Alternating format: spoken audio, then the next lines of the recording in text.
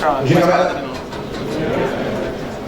isso pra mim é um puta prazer, porque a gente vai falar uma parada que é tão importante pra mim. Enfim, eu estava nesse lugar foda que é a Hero 99, é um lugar de uma empresa focada em design, que a gente faz desde, sei lá, coisas mega complexas, tipo, machine learning, maneiras, até coisas muito mais triviais, mas que são tão legais quanto, tipo, casinha de passarinho com Wi-Fi.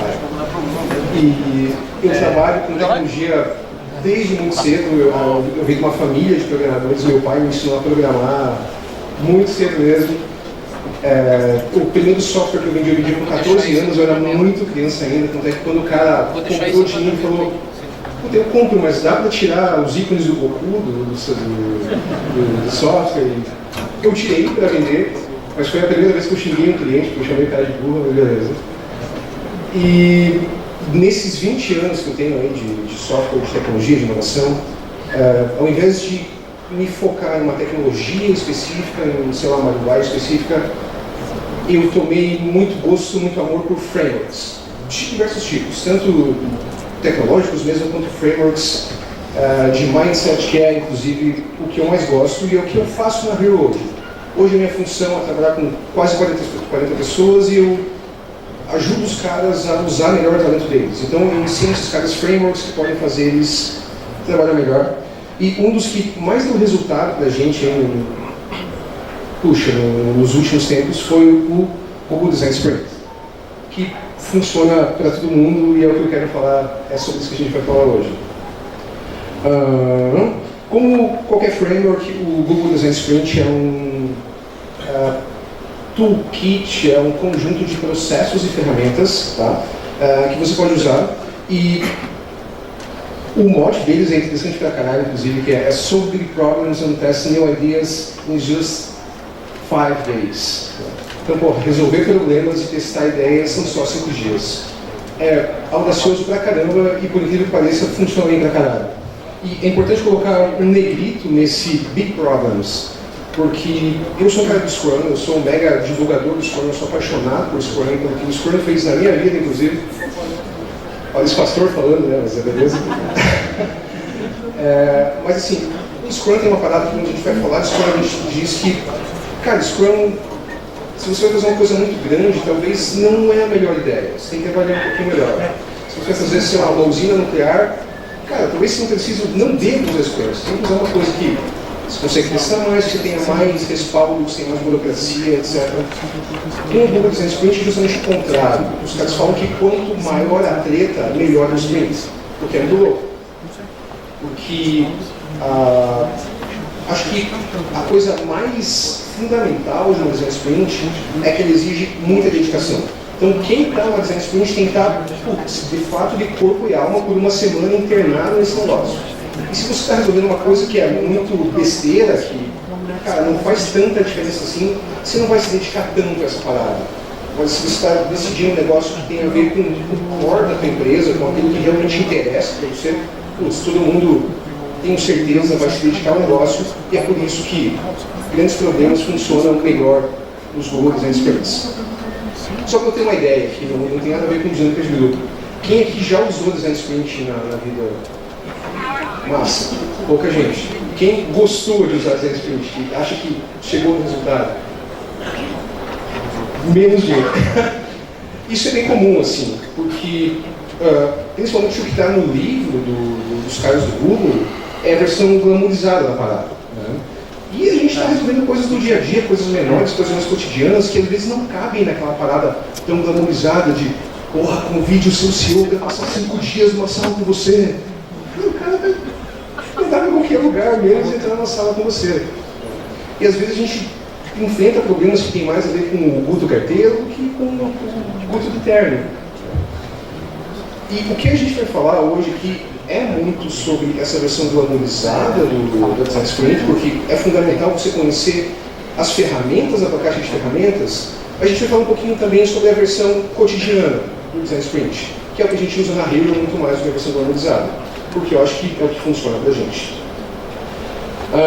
Isso porque, como qualquer metodologia ágil que se preze, na minha opinião pelo menos, o Google Design Sprint está mais para uma trilha do que para um trilho. Isso aqui é uma coisa conceitual que eu acho bem legal passar. O lance da trilha é que você enxerga onde você quer chegar. Você tem o melhor caminho traçado, você eventualmente vai ter algumas placas, você sabe como é que chega lá, está bem claro. Mas se você quiser desviar um pouquinho, passando a cachoeira que está ali do lado, você vai. O trilho não. O trilho é aquela coisa fixa, rígida, que você tem que seguir exatamente para ser traçado. O Google Design Sprint está mais para uma trilha do que um trilho. Ele é flexível e você consegue ajustar ele para as suas necessidades, o que para mim é do caralho. Algumas instituições que usam o Design Sprint, então, putz, galera muito inovadora, o que eu acho que é legal, e atesta que a gente está falando, que atesta que funciona. Então, putz, eu trouxe o Slack, trouxe o Medium, trouxe a ONU, trouxe o Google, e trouxe a Hero, não é de sacanagem, eu não ia colocar no mesmo nível desses caras. Mas eu trouxe uma empresa aqui de Curitiba que faz coisas parecidas com o que todo mundo faz aqui para mostrar que, sim, cara, a gente pode usar Design Sprint nos nossos problemas. De repente eu estou usando Design Sprint nos mesmos clientes que vocês têm. Então, se do mesmo jeito que os caras da ONU, do Google, etc., de gente importante pra caralho, fora pra caralho usa, a gente pode usar também. Tá? Tudo começou com esse cara aqui, que é o Jake Knapp, que é um designer associado da Google Ventures. E esse é um cara maluco por produtividade, ao ponto de que o cara estudou se reproduzir melhor tomando chá ou tomando café. Era nesse nível. O cara não só estava estudando se é melhor usar TDD, BDD, o cara estudava coisas detalhes muito pequenos da metodologia, do esquema da produção, sabe? E saber que a gente está numa metodologia que que envolve tanta pesquisa, que envolveu tanta experiência mesmo, da segurança que a gente está fazendo uma coisa certa, no caminho certo, com um framework sólido. E este framework é baseado nesses 3 pilares principais: Design Thinking, Agile e Game Storming. Eu vou passar muito rápido por cada um deles. O Design Thinking, muito a grosso modo, cara, é uma abordagem de design para resolver qualquer tipo de problema. Tá? Se você pensa na abordagem tradicional para resolver problema, que é a abordagem da engenharia, exatamente como a gente faz quando a gente desenvolve, quando a gente programa, é pegar um problemão, dividir em caixinhas menores, mapear essas caixinhas e resolver as caixinhas com o problema. O Design Thinking usa essa mesma abordagem, ele não despreza, porque ele é um processo de engenharia também, só que ao invés de simplesmente olhar para as caixinhas mapeadas, ele faz uma bagunça, ele faz um paranauê ali no bagulho. Ele propõe que você reorganize as caixinhas, que você redistribua as caixas, recombine essas caixas. Um exemplo que talvez seja mais tangível, assim. Eu curto futebol, então eu dou muito exemplo de futebol. Se você pega o time do Atlético Paranaense aqui, é um time, beleza, joga bonito, fica com a bola e tal, tem posse de bola, mas faz pouco gol. Esse foi o problema do Atlético no ano passado, inclusive.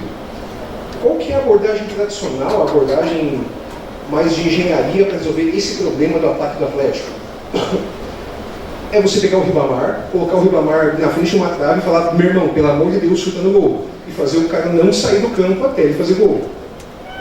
E ok, pode ser que funcione, muitas vezes funciona, mas talvez não funcione. E mesmo quando funciona, nem sempre é a melhor saída. Talvez o Ribamar não seja o atacante que o Atlético acha que ele é. E eu acho que não é, mas tudo bem. Mas, beleza, o que o Design Thinking propõe nesse caso é que talvez valha a pena você pegar o teu time inteiro, o Atlético inteiro, sei lá, volta para jogando contra-ataque, tenta jogar sem centroavante, sei lá. E parece besteira às vezes, parece quase bobagem, mas esse tipo de pensamento, esse tipo de abordagem disruptiva, que, sei lá, faz com que o Barcelona tenha um esquema de jogo dele sem centroavante também, sabe? Então, funciona, e funciona pra caramba, a gente usa todo dia. Agile eu acho que é a coisa mais tangível aqui, porque acho que a maioria da galera já tem contato com o Scrum, com o XP, com o Crystal. Enfim, é o esquema em que a gente trabalha com menos burocracia. A gente se foca mais em fazer coisas que realmente importam e menos em coisas que são para alguém ver ou para dizer que a gente fez. Menos processo, mais produto, confiar mais em pessoas, etc. Tem tudo a ver com o que a gente está falando aqui. E por fim, a parada mais esquisita da história, que é o Game Storming. Game Storming é um conceito que veio de um livro com esse nome.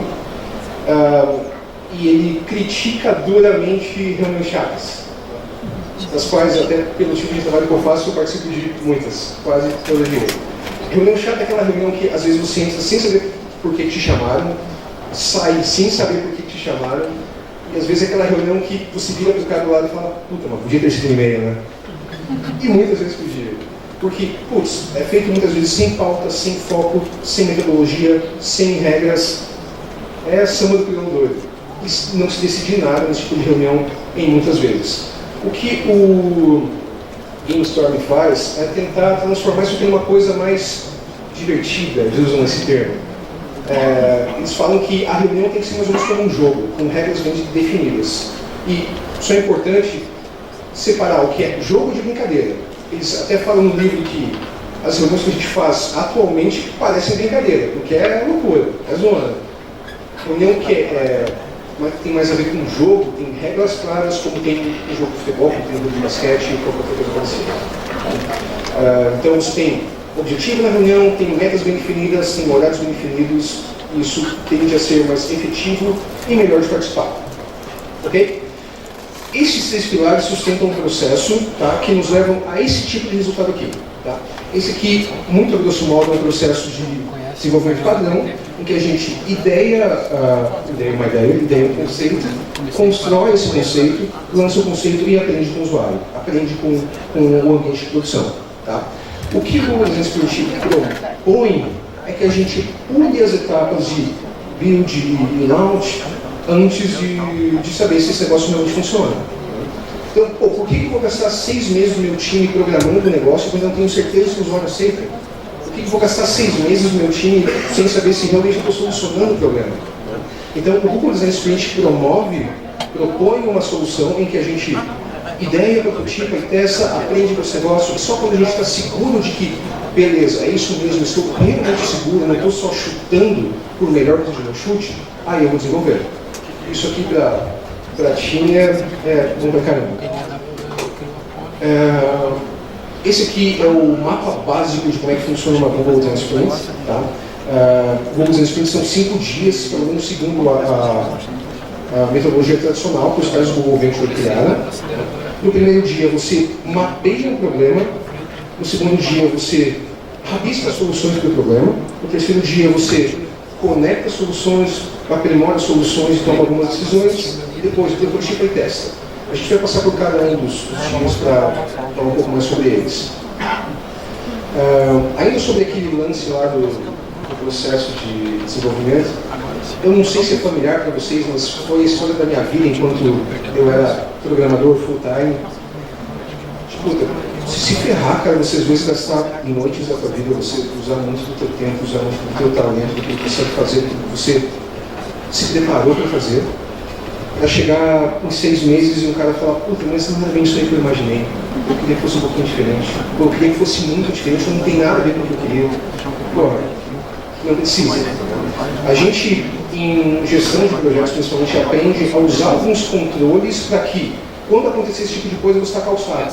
Você falar para o teu sponsor, beleza, não era o que você imaginava, mas foi isso aqui que você me pediu. Isso aí funciona. Só que eu acho muito mais legal, e é o tipo de pensamento que a gente tem na Hero Mind, que melhor do que se proteger do sponsor é acertar o que o sponsor quer. E ao invés de ouvir esse cara que, putz, não era bem o que eu imaginei, mas entendi que eu pedi assim, falar, putz, está melhor do que eu imaginei, isso que foi do caralho. E é isso que o Google Design Sprint ajuda a gente a fazer. Bem, antes dos 5 dias, a gente tem que selecionar quem participa de uma Design Sprint. Tá? Segundo a metodologia, os caras do Google são de 5 a 9 pessoas, se eu não me engano, e tem que ser gente muito diferente. Então, por exemplo, não adianta você colocar 2 designers, 2 devs, 2 executivos, sei lá o quê. Tem que ser gente diferente, com pensamento diferente, que vai tretar. Tem que tretar. Tá? E é muito importante ter pelo menos um designer, ter pelo menos um dev que vai poder dizer isso aqui dá para fazer, isso aqui vocês estão viajando. Tá? É importante ter um cara que, pelo menos um cara que conheça o cliente, colocar vendedor nessa história aqui é do caralho. O vendedor conhece o cara, escuta a reclamação do cara, ele sabe o que funciona quando está vendendo aquele produto para o cara. E, fundamental, colocar um cara que pode tomar decisão. Até no livro da metodologia, os caras falam que, se possível, você coloca o CEO da empresa dentro da sala, dentro da reunião. Por quê? Porque aconteceu comigo, inclusive, já, eu conheço várias histórias de caras que saíram fazendo sprint com uma ideia do caralho, muito bem prototipada, testada, tem puta resultado, mas como o cara que toma a decisão, que decide gastar dinheiro com esse negócio não estava lá, o cara engavetou a ideia. E quando o CEO está dentro da sala, quando o cara que toma a decisão está dentro da sala, esse cara não só conhece o resultado, como ele ajudou a fazer. Então esse cara vai botar para rodar. Se realmente for. E por fim, tem que ter um cara que é o facilitador, que é, fazendo uma analogia, é como o Scrum Master, que é o cara que vai promover a design sprint, o cara que vai envolver as pessoas, que vai cuidar do relógio, que vai cuidar de que processo começa em cada momento, e assim por diante. Beleza? Dião. Desculpa. Só traga de fato quem tiver a fim de participar. Por mais que a gente fale que é fundamental ter um cara que toma decisões, etc, etc, etc, putz, cara, design sprint com um cara que não está a fim de estar lá é a pior coisa que tem.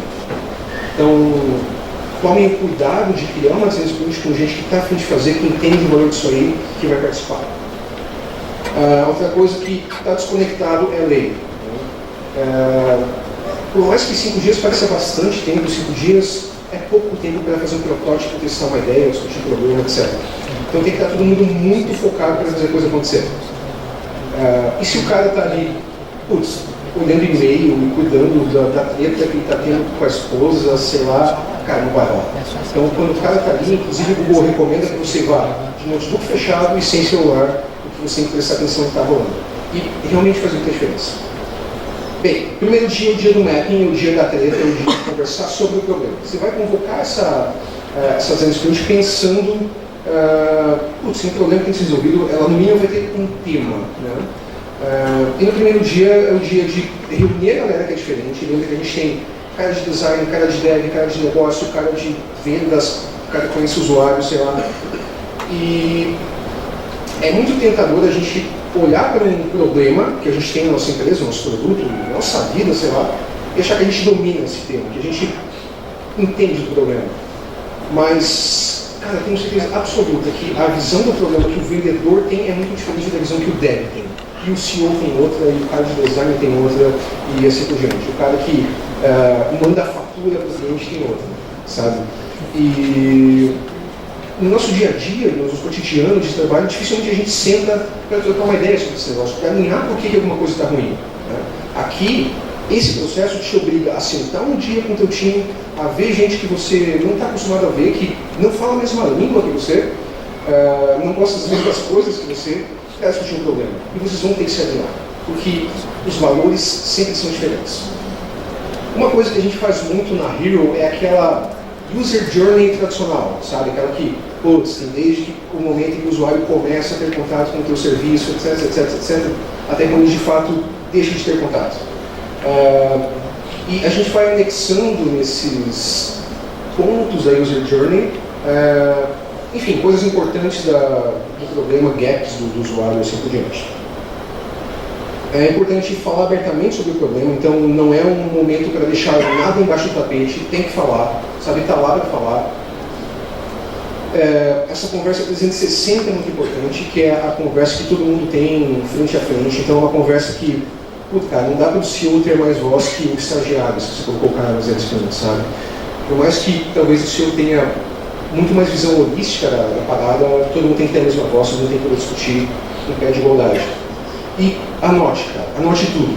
Mesmo que alguma coisa que esteja sendo divulgada pareça irrelevante na hora, cara, é uma coisa que você conecta com outra coisa que você fala depois e é muito importante. E, não menos importante, fale com o maldito usuário. Cara, a gente tem casos muito gritantes, assim, de que a impressão que o usuário tinha sobre alguma coisa era completamente daquilo que a gente esperava que ele tivesse. Teve um cliente nosso que criou um app super maneiro, super cheio de utilidades para o usuário do cara. E quando a gente foi falar com o usuário, quando a gente foi ver como é que o usuário usava, o que ele achava do aplicativo, a gente descobriu que ele só usava o aplicativo porque mandava. Primeiro o cara anotava tudo no papel e depois usava o app. E esse é o maior valor que o cara do marketing da empresa usava para vender o aplicativo.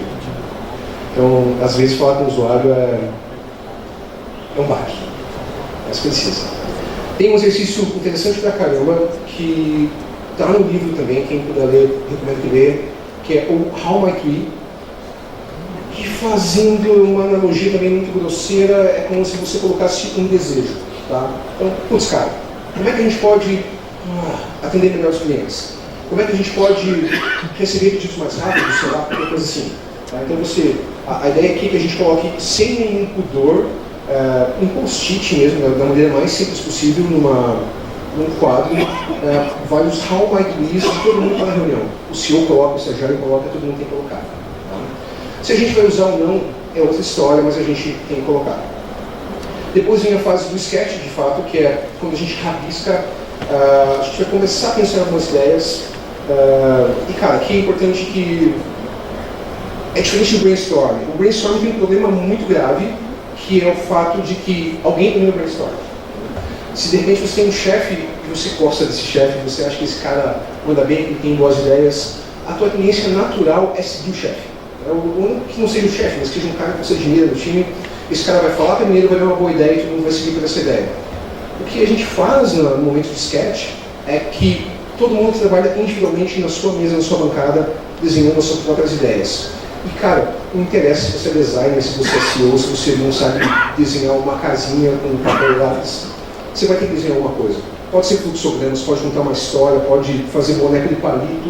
O importante é que você bote para fora aquilo que você imagina. Não esqueça do Crazy 8. Crazy 8 é um processo sugerido pelo Design Sprint. Ele faz parte daqueles game stormings. E o Crazy 8 é muito louco porque funciona muito como quebra-gelo e é uma ideia em que você é obrigado a pensar em 8 ideias em 5 minutos. É muito pouco tempo, dá uns 40 segundos por ideia. E a ideia é justamente quebrar teu filtro. Porque quando você começa a pensar numa ideia, você está, às vezes, do lado do teu chefe, você está pensando, puta, cara, não vou colocar esse negócio porque o cara vai ficar puto, porque o cara não concorda, porque isso aqui não é viável.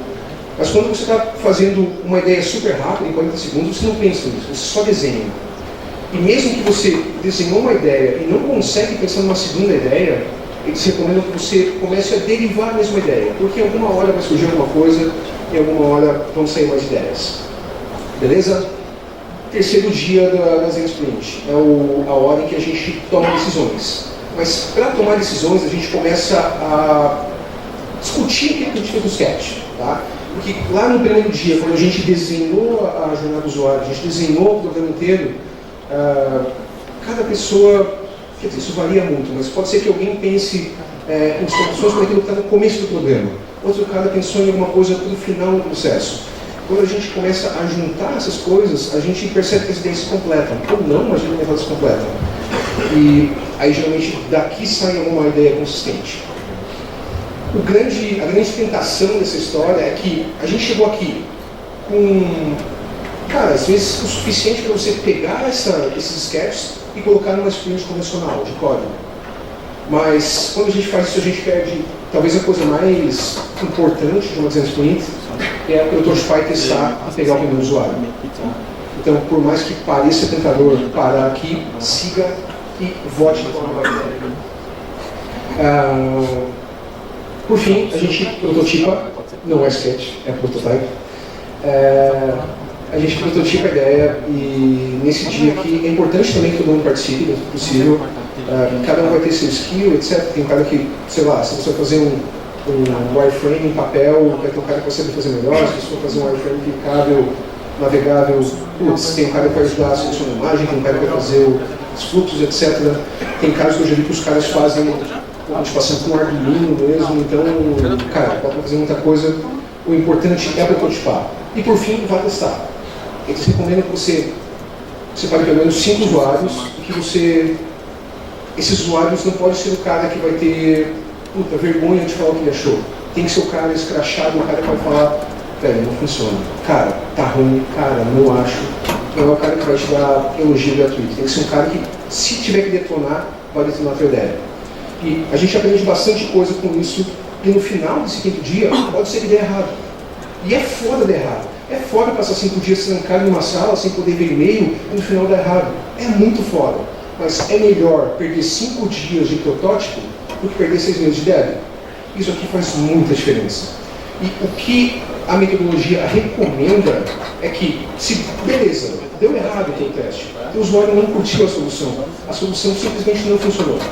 Você trabalhou tanto e com tanta gente boa, com metodologia tão sólida, que, cara, é provável que se você tentar de novo, na primeira ou na segunda vez, você vai achar uma ideia que funciona.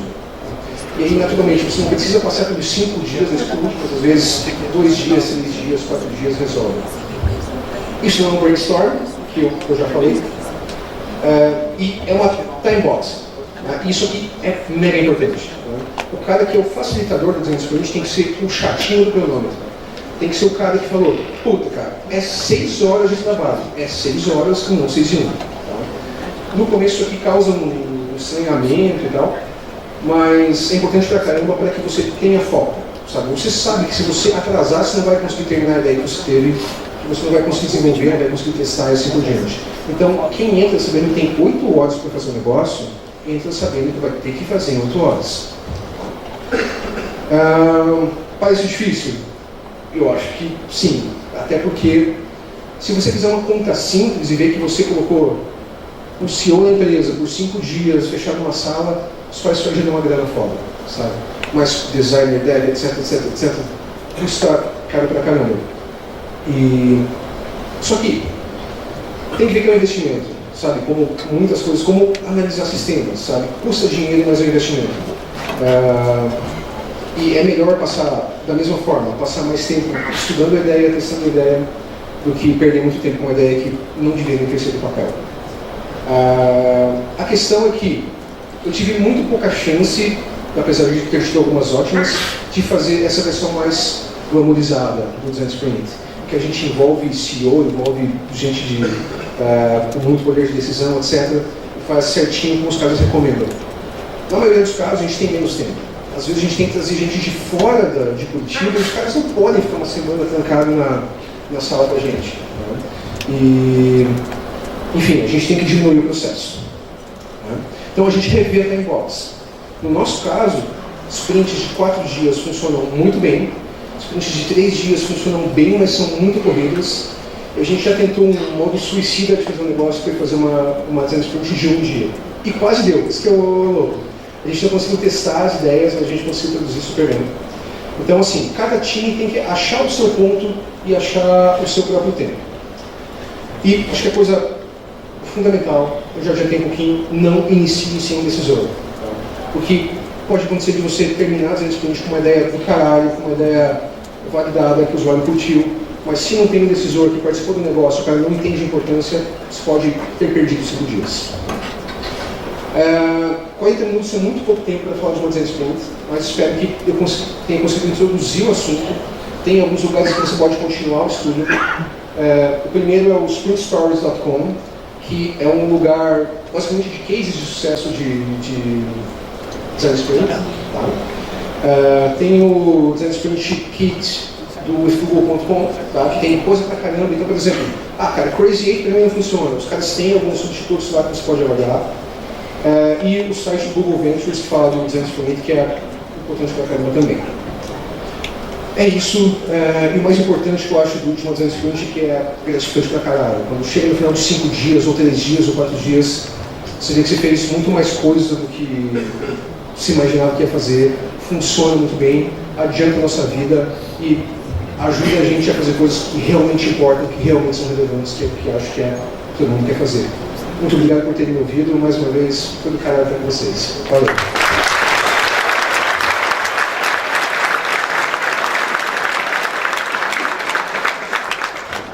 Perguntas, pessoal? Opa.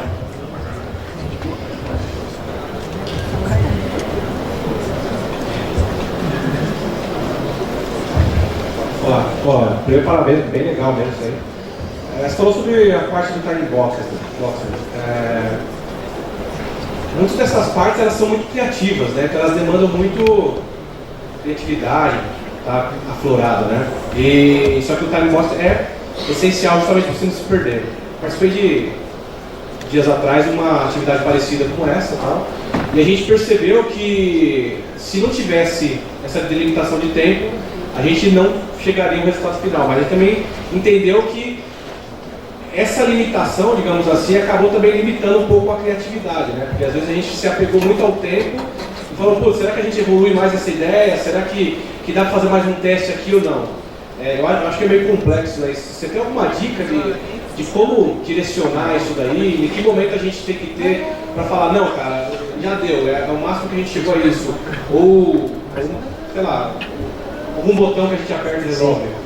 Essa é uma parada foda, porque nem o ovo e a galinha. Assim. Você fica, se eu estender demais, não sai, e se eu cortar muito, putz, eu posso cortar a criatividade. Acho que tem duas coisas que são importantes. A primeira é que, cara, a gente não precisa ter medo de fazer uma segunda sprint. Tudo bem, rola, né? E às vezes a segunda sprint sai pro caralho. Mas eu acho que, não sei como é que foi no caso, mas eu acho que o facilitador da sprint está bem preparado e conhecer os processos que tem disponíveis é muito importante.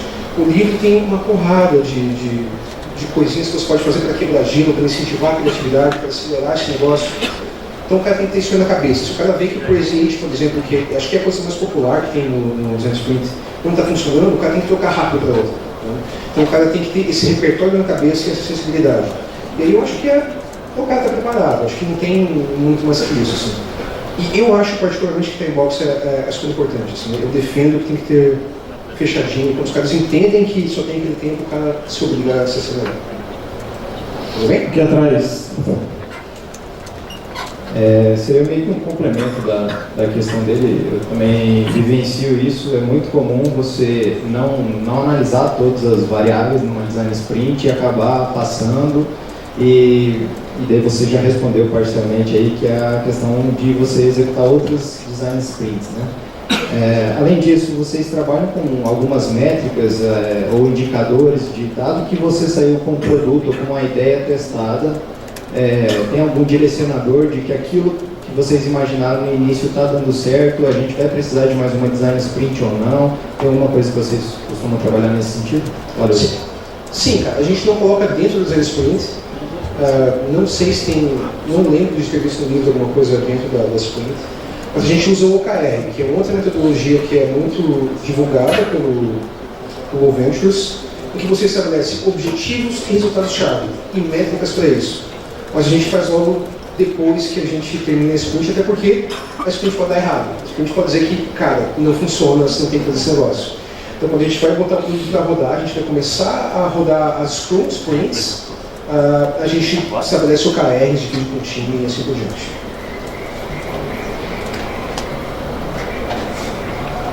É a última pergunta, tá?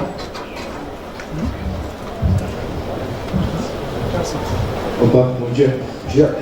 Então, minha pergunta, basicamente, eu queria saber alguma dica para parte de facilitação, para que a gente não acabe enviesando a design sprint para chegar... não acabar enviesando, tá ligado? Mas como facilitador, você fala, cara? Isso. Cara, eu acho que o facilitador tem papel de facilitar, de ajudar mesmo. Então o cara tem que estar disposto a ver o que vai rolar, sabe? Tem que estar de coração aberto, de ouvido aberto e deixar rolar. Não pode ser muito tendencioso mesmo. Tem uma coisa que eu acho que é um detalhe mais técnico, assim, cara, que eu não uso na Hero, porque a Hero é uma empresa muito horizontal, em que as decisões são tomadas muito em conjunto, não tem muita chefia, assim. Mas no livro os caras falam que as fases em que você está rascunhando as coisas têm que ser anônimas, saca? Então você não sabe se aquele desenho quem fez foi o estagiário ou foi teu chefe. E isso na hora de tomar a decisão acho que ajuda bastante, que você vai votar, vai escolher as paradas menos influenciadas. Acho que isso ajuda bastante. Beleza? Valeu, galera. Foi do caralho. Obrigado.